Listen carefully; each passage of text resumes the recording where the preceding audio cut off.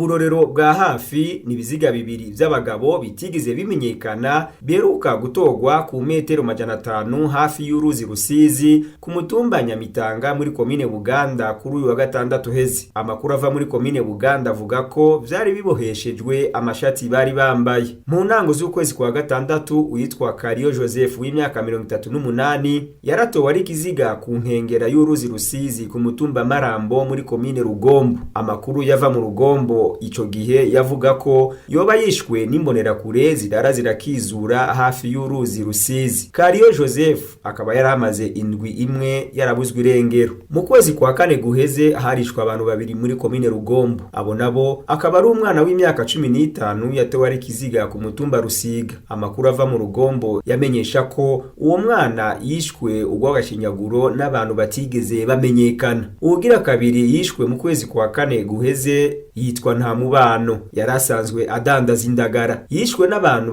batamenyekanye bamutegereye atashe ku mugwa mukuru wa komine Rugombo. Mu kwezi kwa gatatu guheze hishwe abantu batatu muri komine Rugombo. Babiri bari basanzwe bimba ubutare, bishwe barashwe n'abasirikare aho bita Cishemere. Ico gihe hariko haraba imyimenyerezo ya gisirikare yari kikogwa n'imbonerakure muri ako gace. Ugira gatatu yishwe n'umugabo atamenyekanye yatowe ari kiziga hafi y'uruzi Nyamagara ku mutumba Rusiga. Amakuru ava muri komine Rugombo avuga ko ikiziga cari giciye umutwe kandi ko yoba yishwe n'abasuma bagomba kumwiba ipikipiki yari afise. Nayo mu kwezi kwa kabiri guheze hishwe abantu batatu mu makomine ya Buganda na Rugombo. Uwa mbere n'umugabo yitwa Ngendakumana Salvatore w'imyaka 40 yishwe bunyamaswa n'imbonerakure zimusanze ku muhabara wiwe ku mutumba Gasenyi muri komine Buganda. Amakuru twakuye muri komine Buganda yavuga ko izo mbonerakure zabanje kumukubita inyundo imbere yuko bamukereza imbugita. Uwa kabiri ni umwana yishwe na se azwi ku izina rya Ndondo. Iryo bara ryabereye ku mutumba na zone Cibitoke muri komine Rugombo. Uwa gatatu ni kiziga c'umuntu w'umugabo atamenyekanye catowe ku mutumba Rusiga muri komine Rugombo. Mu ntango z'uno mwaka mu kwezi kwa mbere guheze harishwe abantu batanu mu makomine ya Buganda na Rugombo. Muri bo harimo umusirikare yitwa Nduwimana Pascal yishwe atemagujwe imipanga hafi y'uruzi Rusizi kuri transversale ya gatatu aho bita Kansega muri komine Buganda. Abandi babiri bishwe barashwe n'abasirikare igihe bari bajabukanye igitoro bagikuye mu gihugu ca Kongo hafi y'uruzi Rusizi ku mutumba Nyamitanga muri komine Buganda. Ugira kane yishwe ni kiziga c'umugabo cabonetse giciye umutwe hafi y'uruzi Rusizi mu murima w'ibigori n'imyumbati ku mutumba Rusiga muri komine Rugombo. Amasoko ya RPA muri komine ya Rugombo yamenyesheje ko yiciwe ahandi akaza gutabwa muri ico kibanza. Uwa gatanu yishwe ni umwana w'imyaka 14.